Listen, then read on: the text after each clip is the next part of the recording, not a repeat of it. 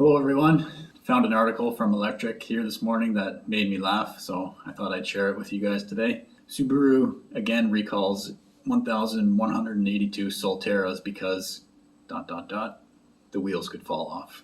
Subaru has issued another recall on its first electric car, the Solterra, due to under-torqued hub bolts related to the previous recall, which encompassed both the Solterra and BZ4X. 1,182 cars are affected, and Subaru has told owners not to drive their cars until the issue can be resolved. Subaru says the issue was caused by a single third-party contractor which did not properly complete the repair procedure for the previous recall. The contractor may have left some bolts under-torqued, which could result in the wheels loosening. The previous recall was over a similar potential safety issue related to the wheel hub bolts, which could cause them to loosen and the wheels could potentially fall off. The issue was discovered just before Solterras were due to start shipping in the US, resulting in a several-month delay for the first shipments. It also affected Toyota's BZ4X, which had just started shipping in the US. Going along with my video yesterday of the competition, they're really struggling to make a good product here. Subaru, their fully electric vehicle is a Solterra. Toyota's BZ4X, it's built on the same platform. There's some slight differences, but I would estimate they're roughly the same vehicle. So then I looked up another article reviewing the BZ4X because I know some Subaru fans out there. So I think this Toyota BZ4X is a good insight into what the Subaru Solterra might be like. So I found this article from the Verge. Toyota BZ4X electric SUV review.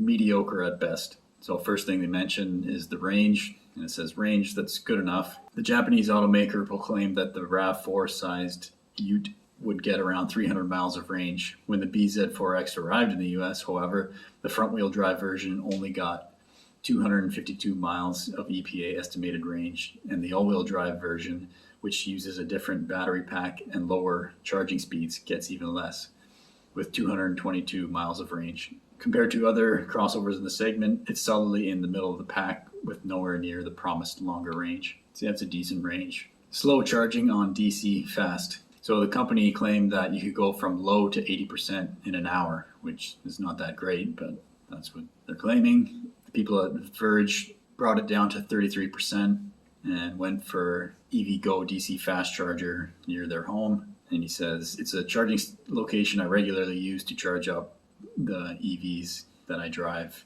that offers both 100 kilowatt and 150 kilowatt chargers. I intentionally choose the 100 kilowatt DC fast charger since the BZ4X with all-wheel drive only takes a maximum of 100 kilowatt. The front-wheel drive version takes a maximum of 150. So basically, he took it there at 33%, and he says, I ended up charging for 55 minutes and only gained 101 miles of range, 80% charged. Yeah, I would say that's kind of disappointing for fast charging. It said the car comes with first year is free at EVgo chargers for the BZ4X. And as I've mentioned before in previous videos, non-Tesla charging stations I have not had the best experience with. Some you'll show up and they won't work.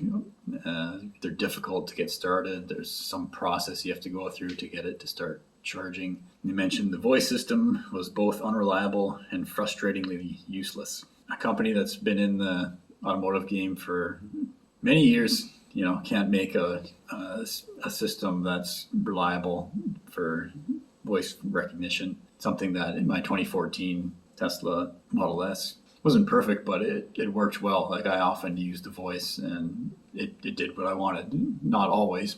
If there was like wind noise or something, it might not catch what you're saying. It worked well enough that I used it quite often. So they also mentioned the one pedal driving, basically regenerative braking. So they say Toyota also decided not to offer true one pedal driving in the BZ4X. However, unlike the one pedal mode in other EVs, Toyota designed the system so that you actually have to use the brake to bring the BZ4X to a complete stop. Toyota says that it was intentionally designed that way to provide a more familiar experience for consumers making the shift from an ICE vehicle to an EV. Yeah, I can understand a company, wanting to make the transition smooth and have the feel of driving an electric vehicle the same as what they experienced in a gas vehicle. But regenerative braking, it's like a day, maybe 2 days of driving, you're like, okay, I get it. I let off the accelerator and it slows down, and then you're used to it. Once I was used to it, I really enjoyed it, and I knew I was making the vehicle more efficient. It was win-win. I'm saving the brakes and I'm charging the battery. So I wanted to use the regenerative braking as much as possible. One caveat though, I would say, is that in the wintertime, if the battery is cold, you don't get full regenerative braking, which is not ideal when the driving characteristics of your car change because the battery is cold. I think there's been some updates that would change that. Again, my car was a 2014 Model S, so maybe the newer ones have addressed that issue. The BZ4X is not that affordable. Prices for the base front-wheel drive version start at $42,000 US. That's on par with most of the competitors. The top of the line all-wheel drive version I drove tops out at just under $50,000. That's fine too. EVs are pricey, and the average transaction price for new vehicles has been hovering right around $47,000, according to Auto Trader data.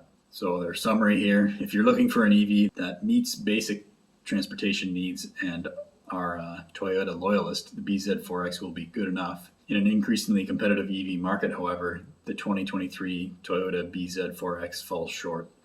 There are plenty of other, much more innovative, longer range EVs on sale right now. The BZ4X isn't one of them. So not a very good review for the BZ4X there. And I would say that probably can be translated to the Solterra from Subaru as well.